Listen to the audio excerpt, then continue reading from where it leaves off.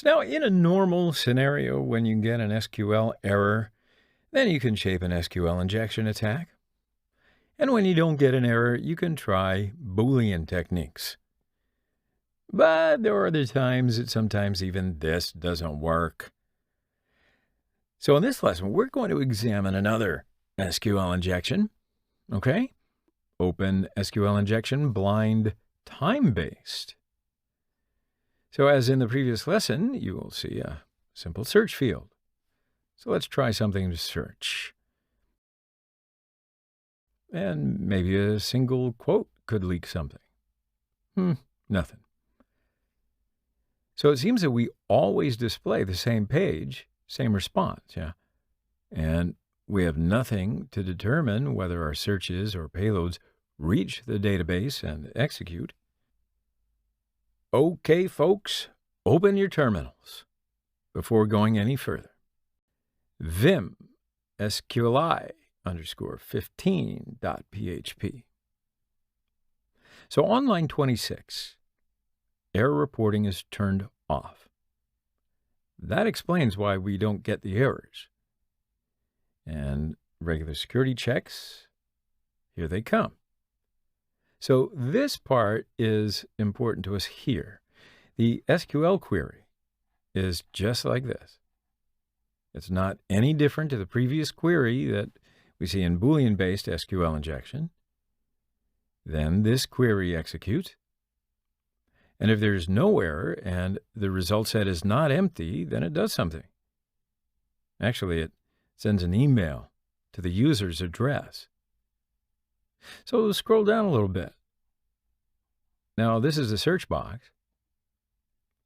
There is no PHP code that can affect the page here. So go back. Okay, I forgot to try Boolean values. So type or 1 equals 1. Nothing happens. Add a hash character. No, nothing? All right, change 1 to 2 and try. Nothing happens. Yeah, and I'm the one who's supposed to know what he's doing, right? Now, what I'm showing you here is you can tell that comparing with Boolean operators doesn't necessarily work all the time. So that means that we need to use time-based SQL payloads, which is what I guess I began telling you. But I want you to see when you need to use them, right? So now let's have a look at this payload. Now focus on the AND statement. So if the whole query is legitimate, the left side of the AND will execute very quickly, and the right side of the AND will sleep for 2 seconds and then execute. So we're going to observe the page for the response. If the page loads approximately after 2 seconds, then it means we get an SQL injection. So click Search and look at the left lower corner. Browser's waiting for the page. Now, I forgot to count for 2 seconds, but you can see it works. And then you can shape the payload to pull data.